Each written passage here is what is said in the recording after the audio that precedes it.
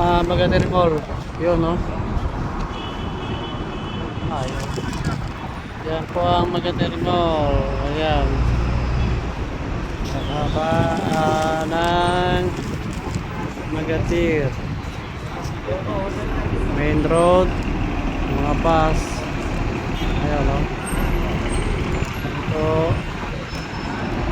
Medyo malamig ang panahon ngayon kasi time ng taglamig.